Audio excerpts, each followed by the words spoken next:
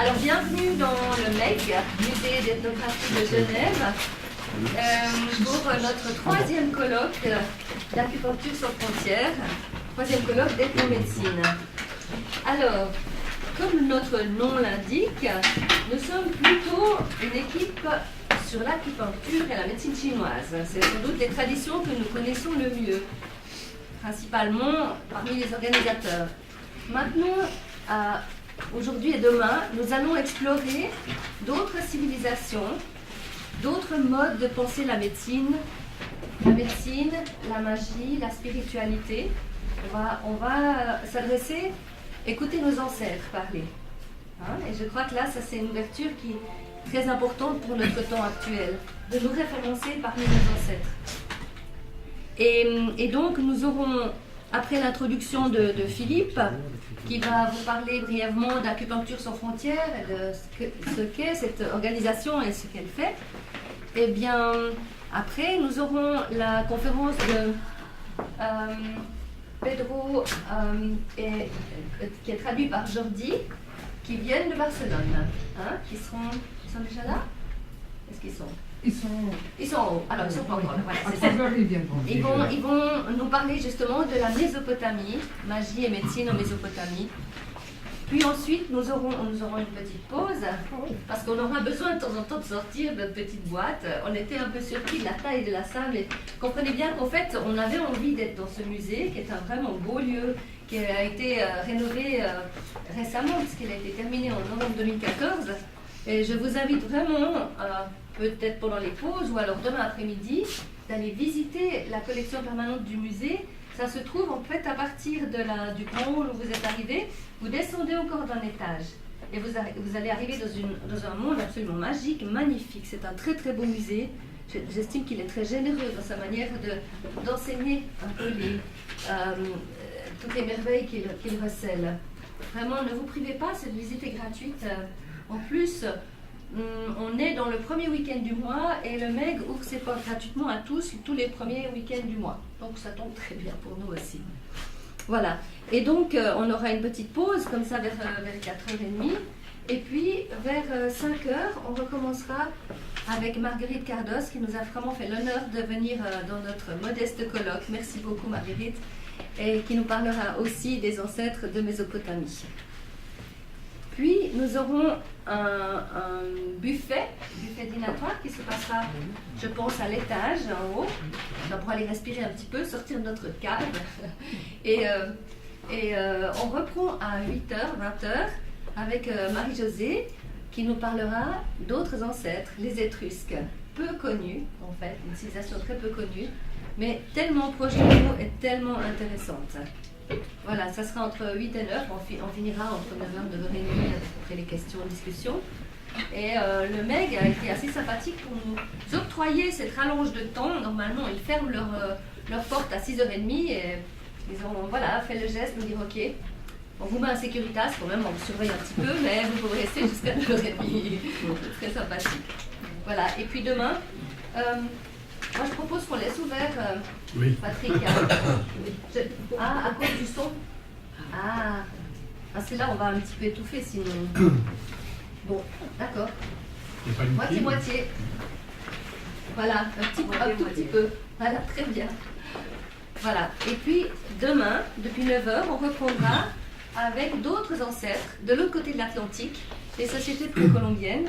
Nous aurons mon ami Tadé Lafroki qui va parler de son expérience avec les Indiens et une classe particulière de guérisseurs andins qui s'appelle les Kalawayaks, une tribu de guérisseurs dans les hauts plateaux andins. Et il y a été pendant une bonne dizaine d'années régulièrement parlant de cette expérience.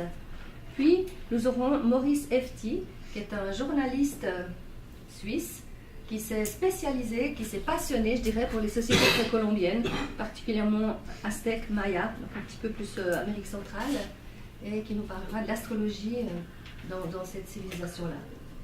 Voilà, un grand programme, on va faire une grande fresque à travers le monde, et puis chaque fois, en fin de conférence, si vous voulez poser des questions, vous êtes bienvenus pour discuter un petit moment. Qu'est-ce que j'oublie de vous dire ? Eh bien... Profitez-en bien. Oui, alors profitez-en bien, ça c'est sûr. Ouvrez bien les écoutilles. Les téléphones peut-être. Oui, fermez volontiers les téléphones. Pensez à les rallumer en sortant. Merci, c'est ça que j'oubliais de dire.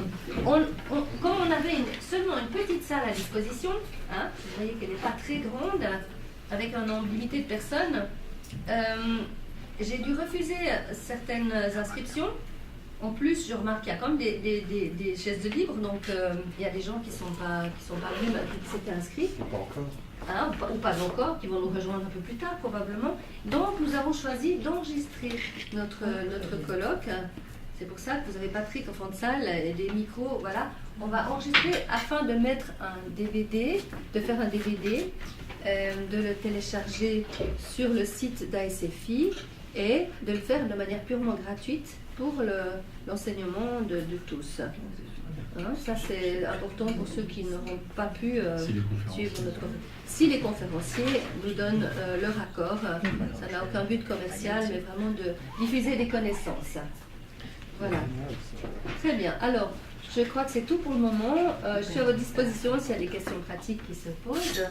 Et puis, voilà, on va partir dans une grande aventure. Alors, Philippe, je te donne la parole. Est-ce qu'on peut baisser un petit peu la lumière ou on ne peut pas? Non, c'est comme ça, c'est on-off. Bon.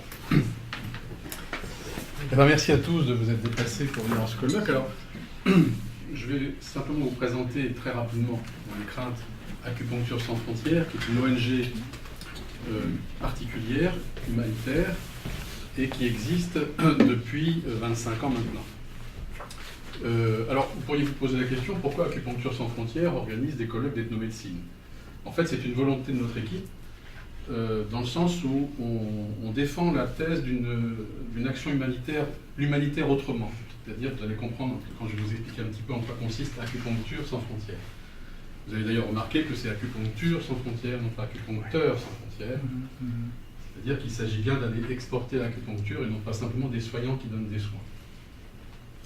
Donc, en fait, tout simplement, par respect des traditions qui nous sont chères, la tradition chinoise la première, mais heureusement on s'ouvre à toutes les autres traditions, il nous paraît assez raisonnable et utile, quand on veut être au service de l'humanité, ou en tout cas des gens dans le besoin, d'avoir un minimum de curiosité sur la réalité des traditions existantes, de façon à ne pas bousculer, ou ne pas être dans une ingérence violente, mais bien dans une complémentarité respectueuse. Donc la notion d'ethnomédecine nous paraît assez raisonnable à cultiver quand on est acteur sur le terrain. Et on a donc décidé de régulièrement organiser des colloques d'ethnomédecine. C'est pourquoi c'est ASF qui organise ce type de colloque. Donc beaucoup d'entre vous connaissent déjà ASF, mais je vais, pour ceux qui ne connaissent pas, faire un petit tour de piste. Donc, qu'est-ce qu'on fait vraiment à Acupuncture sans frontières? En fait, vous avez compris, on va enseigner une acupuncture simple, mais suffisamment efficace pour couvrir, les statistiques nous le disent, 60% des soins tout venant en dispensaire. Donc, si on écarte la petite chirurgie et les pansements. Donc, quand même, suffisamment de matière pour être efficace dans pas mal de situations où on intervient, notamment dans des pays où il y a très peu ou de savoir-faire, ou quand il y a des gens qui ont un savoir-faire, il n'y a pas les moyens de soigner parce qu'il n'y a pas les médicaments, ou quand il y en a, ils sont trop chers et l'accès est difficile pour les gens démunis. Donc nous allons dans des pays défavorisés qui nous font la demande et on forme des soignants qui sont déjà en place. C'est arrivé qu'il y ait des exceptions dans certains pays un peu exceptionnels, comme dans la jungle amazonienne, où là on avait affaire à des Indiens qui n'avaient pas de profession, mais des gens qui étaient repérés pour des savoir-faire. Mais sinon, globalement, dans notre façon de faire, on s'adresse à des infirmiers, médecins, sages-femmes, soignants, chirurgiens, des chirurgiens dentistes, des gens qui ont des notions de soins déjà.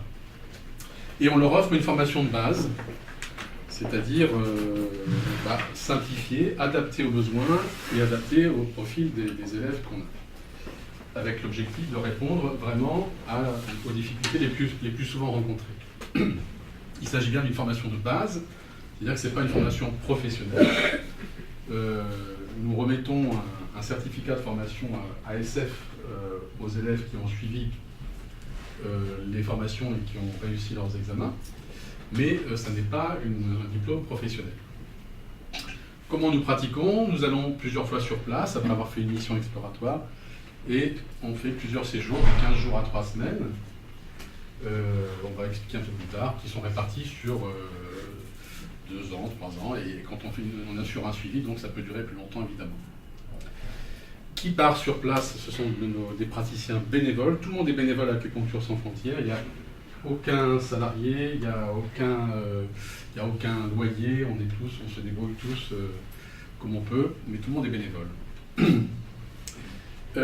Cette formation donc, est donnée par nos praticiens bénévoles et elle est sanctionnée par un certificat qui, curieusement, est toujours très bien accueilli et par ceux qui le reçoivent et par les autorités des pays qui nous font la demande.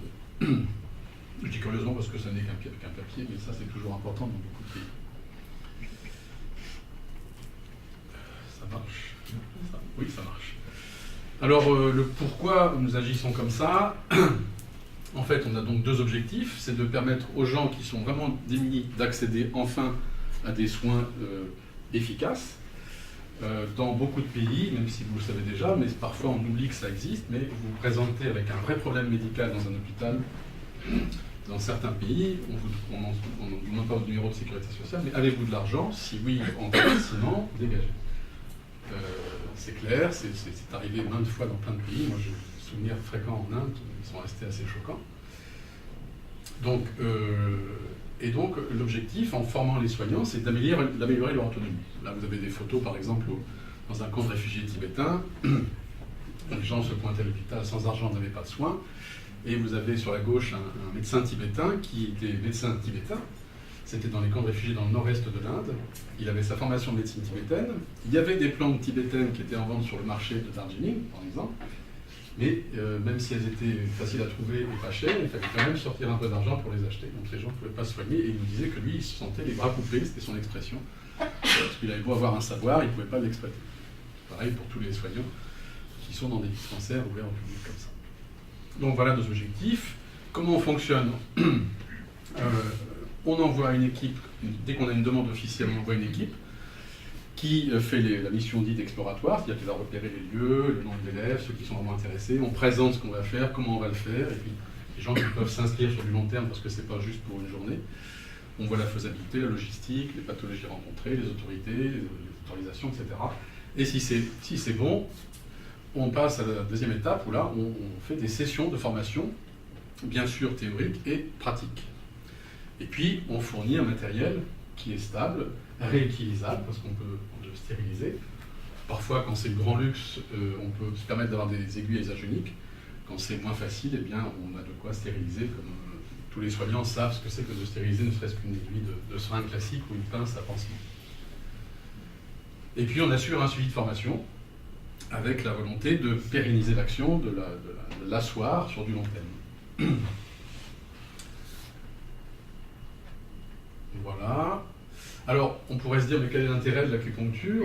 Il y a tellement d'autres médecines. D'abord, les autres médecines sont coûteuses. Parfois, il n'y a pas accès à l'autre médecine. Parfois, les médicaments sont rares, ou périmés, ou inexistants. Donc, l'intérêt de l'acupuncture, c'est que... peut-être le savez-vous déjà, mais l'acupuncture est connue pour son action curative, ça c'est connu souvent, mais elle est aussi très préventive. Et c'est assez rare dans l'action humanitaire, médicale, d'avoir à la fois une action curative et préventive, à part les campagnes de vaccination ou d'éducation sanitaire qui sont préventives. Mais là, dans ceux qui connaissent un peu l'acupuncture, quand on repère un terrain qui est fragilisé, eh bien, on peut faire revenir les gens pour renforcer ce terrain de façon à éviter l'apparition des symptômes et des maladies qu'on connaît.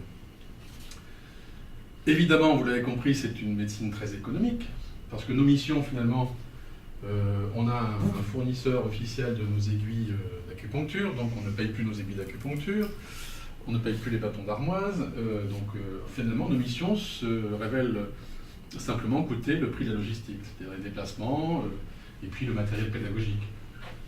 Et puis là, voilà, c'est tout. Donc c'est très économique par rapport à bon nombre de missions humanitaires. Et comme on transmet une formation, évidemment, on améliore l'autonomie. C'est-à-dire que ce n'est pas seulement donner des soins, au revoir, suivant, et où là, on crée une dépendance et au savoir-faire et aux médicaments.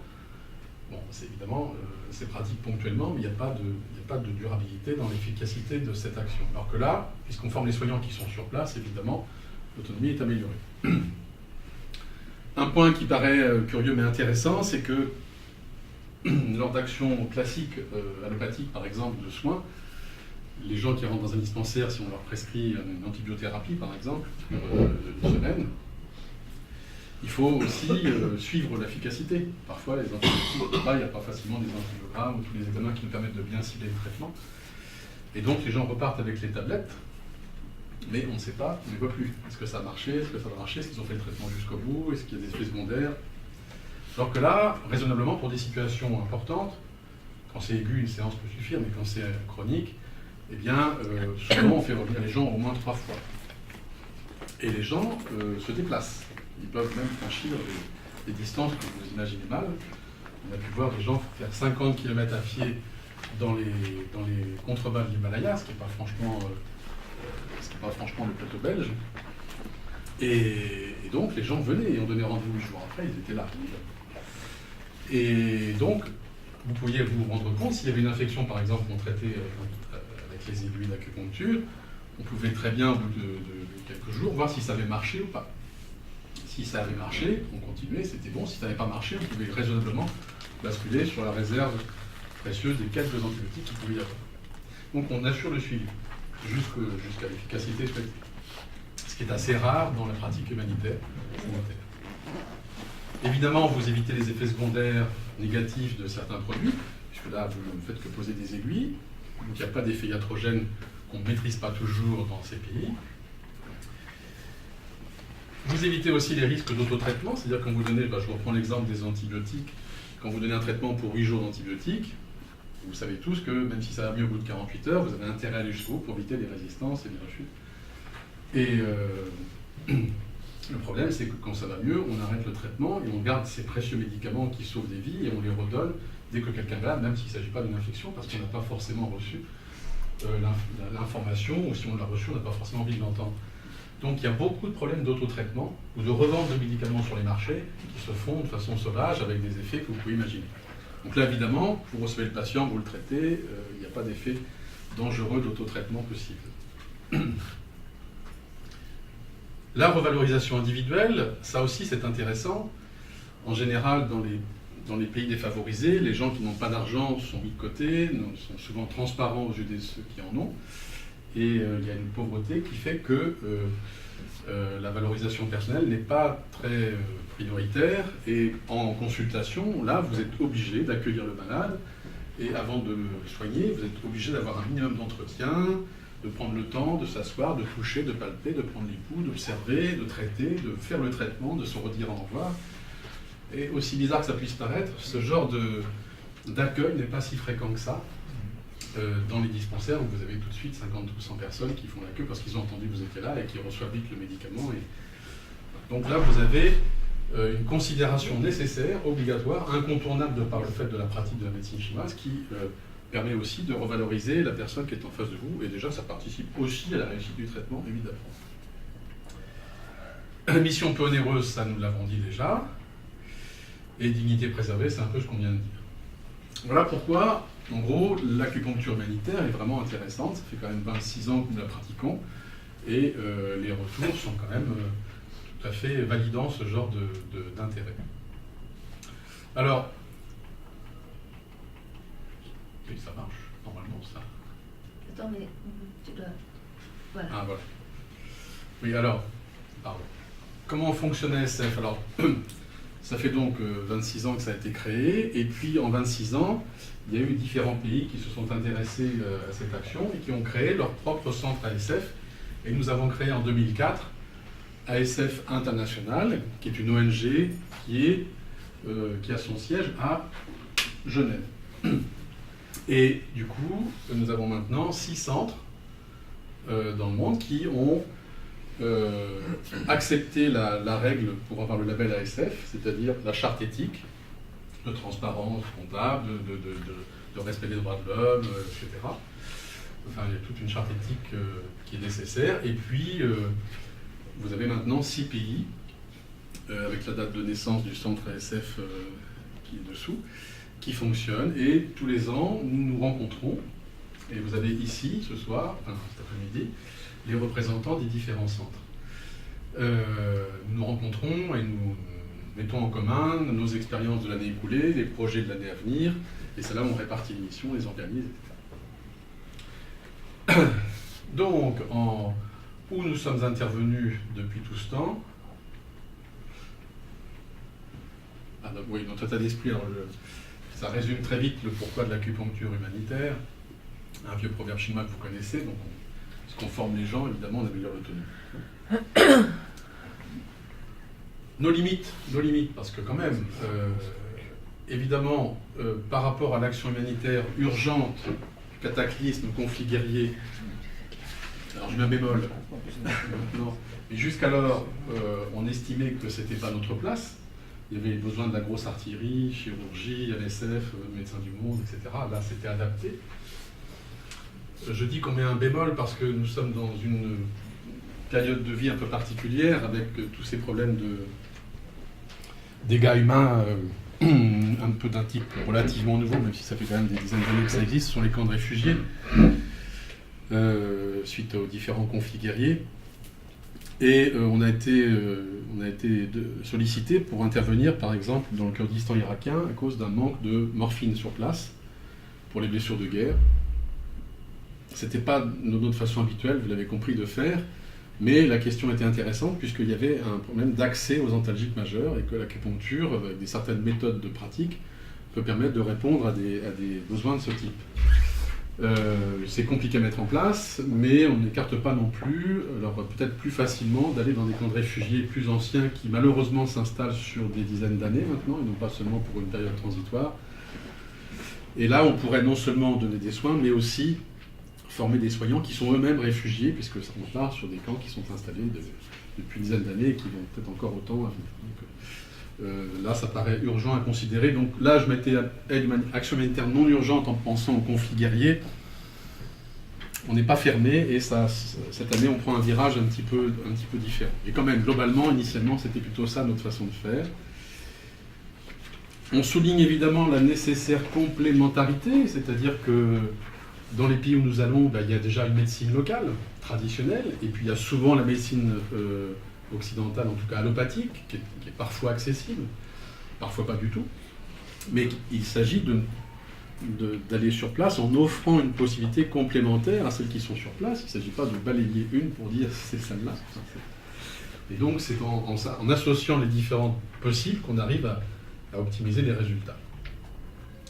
Et puis, on rappelle dans nos limites que ce n'est qu'une formation de base. Ce n'est pas une formation professionnelle, donc toutes les situations cliniques ne sont pas abordées, évidemment.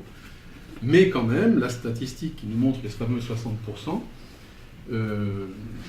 nous signifie que dans un dispensaire lambda, eh bien, on peut soigner 2 fois plus de personnes avec simplement cette formation de base. Voilà nos limites. Et alors, qu'est-ce qu'on a fait en 25 ans? On est intervenu dans pas mal de pays quand même, comme vous pouvez le voir. Nous avons réussi à former en 25 ans plus de 700 soignants, sachant que ce sont des soignants qui sont déjà dans un service public, soit dispensaire, soit hôpital, ce qui fait que c'est des milliers de personnes qui maintenant ont accès aux soins. C'est très important, mine de rien, parce qu'au début on pouvait penser que c'était la petite goutte dans l'océan de besoin, évidemment, mais avec le temps on commence à se faire une place qui donne une place honorable à l'acupuncture humanitaire maintenant. Donc dans une mission, c'est-à-dire au moins 4 à 5 séjours d'une quinzaine de jours, on forme entre 7 et 25 soignants selon les situations, évidemment. Le coût d'une mission de formation achevée, c'est-à-dire quand on a fini cette formation avant de suivre la formation continue, mais la formation de base, ça varie en fonction du nombre de séjours et de la distance du prix du billet d'avion. Mais quand vous avez formé 25 soignants, c'est-à-dire 25 lieux de soins ou une dizaine de lieux de soins, vous imaginez la répercussion sur la population. Et pour information, dans l'année qui vient, nous avons donc 16 sessions qui ont été réparties hier dans notre réunion annuelle. à travers les 6 centres ASF agréés par Acupuncture Sans Frontières, ont chacun une partie de ces 22 sessions à réaliser dans l'année qui vient.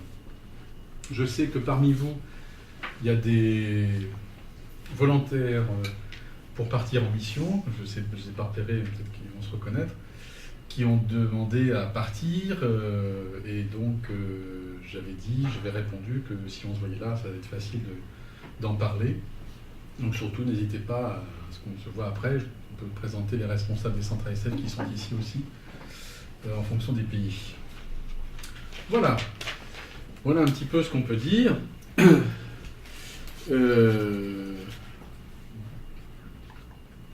Alors évidemment, notre état d'esprit là-dedans, c'est quand même assez intéressant, je crois.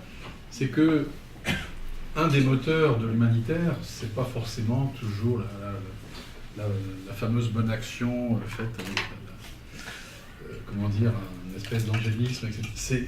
On a beaucoup de plaisir, quoi. On a beaucoup de plaisir à y aller et à transmettre et à apporter une contribution à l'amélioration de la santé publique comme ça. Vous avez affaire à des gens qui retrouvent une santé, une dignité, un sourire. Quand vous aidez la santé d'un cultivateur ou d'un paysan, vous participez aussi à la restructuration de l'alimentation du village. Enfin, les enfants, enfin, c'est merveilleux. Donc on a le plaisir est le premier moteur. C'est qu'on est tous bénévoles, c'est certainement pas l'argent, mais le plaisir est vraiment là. C'est intéressant de parler parce qu'on en parle jamais du plaisir comme si c'était un peu tabou, mais il ne faut pas oublier notre plaisir aussi. C'est pour ça qu'on y va si souvent avec être et l'homme.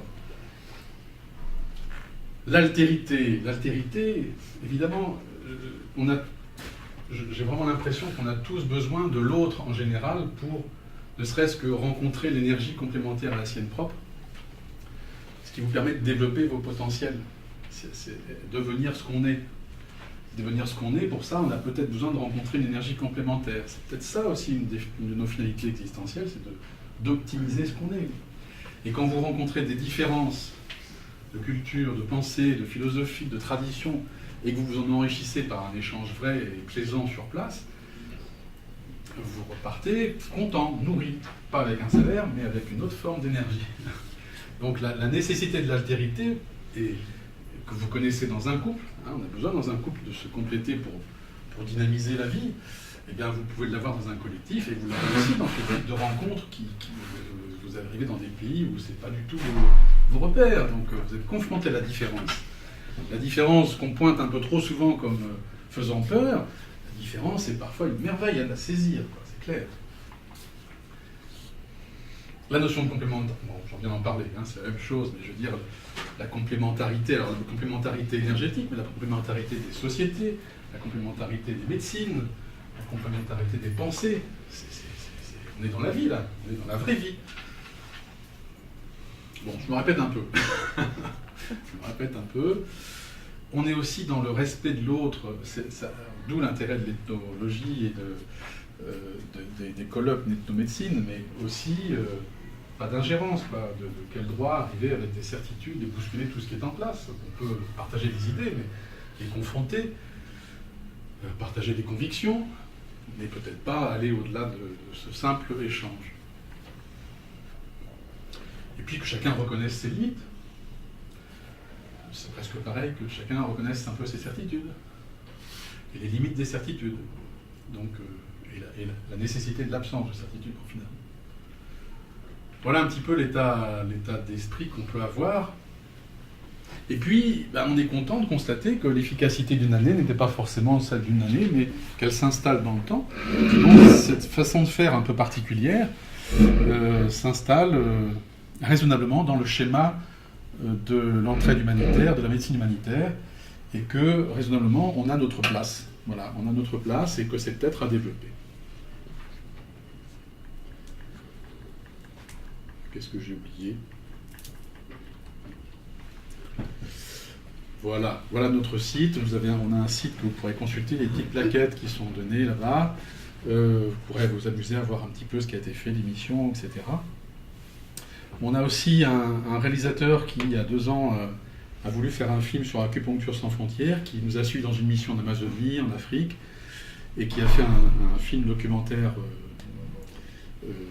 assez esthétique et qui relate un peu notre historique avec des images, des montages intéressants, des interviews aussi de différents horizons, soit la médecine moderne, soit des acteurs d'Acupuncture sans frontières, une présentation de la médecine chinoise, enfin voilà, il y a pas mal d'informations. J'en ai apporté 10, il n'y en a que 10 parce qu'on vient de loin et on était un peu chargé.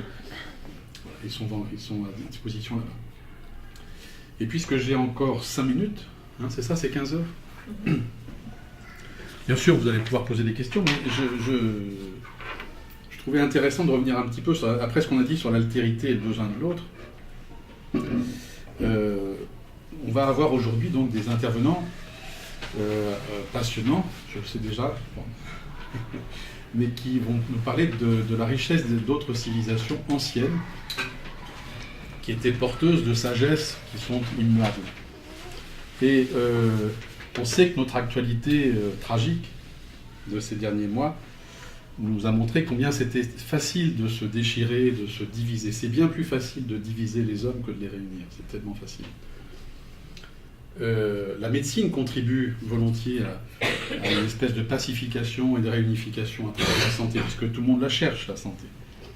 Mais la violence qu'on observe ces derniers mois et qu'on nous présente un peu au nom d'une idéologie religieuse, même si on sait très bien que c'est plutôt politico-financier, n'empêche qu'on véhicule des valeurs religieuses pour justifier certains actes tragiques. Je trouve que ça mérite une réflexion sur... Et les traditions sont parfois porteuses d'enseignements aussi. J'ai vu récemment que des maîtres kabbalistes, donc qui ont étudié la Bible en hébreu et qui vont chercher le sens profond des significations des enseignements, rappellent dès le début de leurs ouvrages de grande recherche kabbaliste que le mot Dieu en hébreu est souvent signifié par le El, E-L. Et E-L, c'est la même racine aussi que le mot Oulal en hébreu, qui signifie peut-être.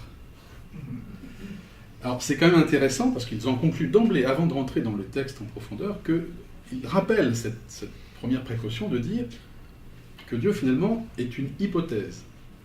Il peut être. Alors peut-être dans les deux sens. Peut-être Dieu existe ou il peut être.